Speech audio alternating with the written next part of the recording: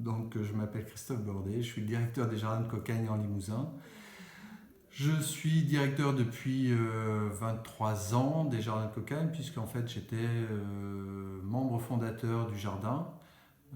J'ai participé à sa construction dès le début, et puis au moment où on a passé le pas et embauché les premières personnes, eh bien, je suis devenu le directeur et le seul salarié pendant les 2 ou 3 premiers mois en fait, du démarrage des Jardins de Cocagne. Donc en fait ça a été un petit peu naturel le passage de membre du conseil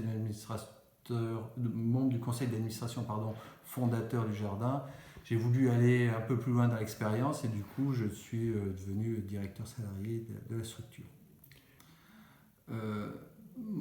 Alors on est dans une région qui est peu productrice de légumes et encore moins productrice de légumes bio. Donc je pense que les Jardins de Cocagne en Limousin, en Haute-Vienne, d'abord on est le premier producteur en termes de volume de légumes bio du département.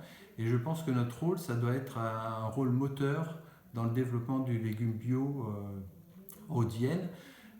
C'est pour ça qu'on essaie de s'impliquer au maximum dans toute la partie économique agricole bio du département. C'est pour ça qu'on essaie de privilégier des relations avec la plateforme Manger Bio Restauration pour essayer qu'elle puisse satisfaire au maximum les demandes qui sont grandissantes au niveau des légumes et qui sont loin d'être satisfaites.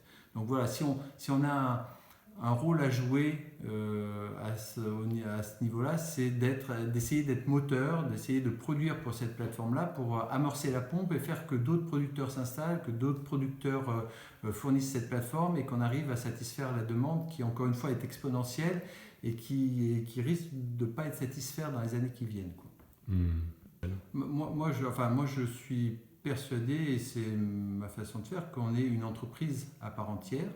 Alors, on est une entreprise à but non lucratif, dans le sens où on ne va pas dégager des profits pour des actionnaire ou pour des personnes physiques qui ont mis des billes dedans. Mais par contre, je pense qu'il faut qu'on ait à l'esprit de dégager des bénéfices, parce que en fait, quand une entreprise, pour fonctionner, elle a besoin de dégager des bénéfices.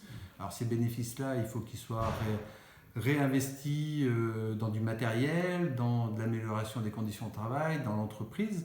Enfin, moi je parle d'entreprise, mais c'est presque un lapsus dans l'association. Mais voilà, il faut qu'on ait cette démarche d'entreprise avec une finalité qui est l'amélioration de l'outil, l'amélioration peut-être plus largement du tissu économique local, mais il faut qu'on ait vraiment cette démarche d'entreprise. Pour ne pas avoir de difficultés, il faut qu'on ait ce moteur-là, à mon sens, quoi.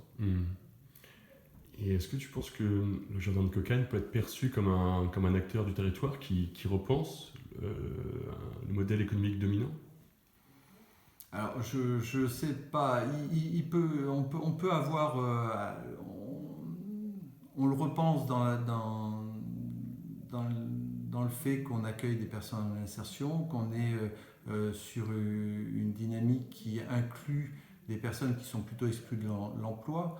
Après, on est quand même dans un système économique dans lequel il y a des règles du jeu et on suit ces règles du jeu-là. Après, il y a un volet éthique qui nous anime également et qui peut nous faire dire à un moment stop, nous on n'est pas d'accord avec ce type de pratique, donc on n'ira pas comme une entreprise classique ou comme un actionnaire classique dans ce type de démarche. Il n'empêche que la majorité des règles du jeu de l'économie classique, on est bien obligé de les respecter, qu'on soit en accord ou pas en accord avec quand même cette limite qui est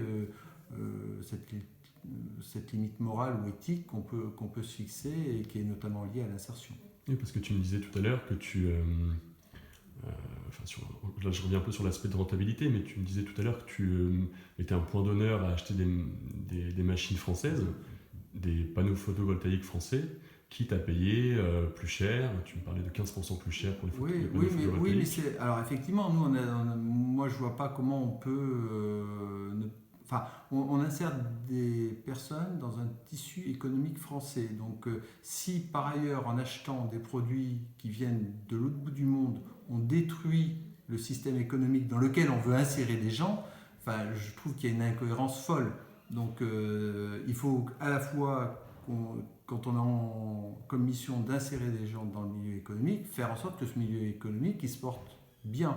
Et pour qu'il se porte bien, il faut que quand on fait des achats de matériel, de fourniture, on se pose la question d'où ça vient, par qui ça a été fabriqué, et est-ce qu'on contribue par nos achats, par nos dépenses, à favoriser le tissu économique local ou national si on ne peut pas le faire en local. Mais il est vrai que voilà, tout le matériel, quand on achète du matériel, moi je mets un point d'honneur à ce que ça soit du matériel qui soit fabriqué en France.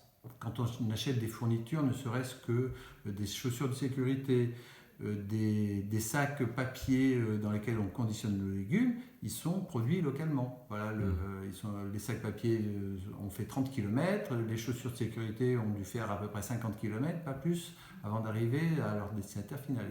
Et ça, c'est le b.a.-ba, c'est une évidence. Si on n'est pas dans cette démarche-là, moi je trouve qu'on marche un petit peu sur la tête.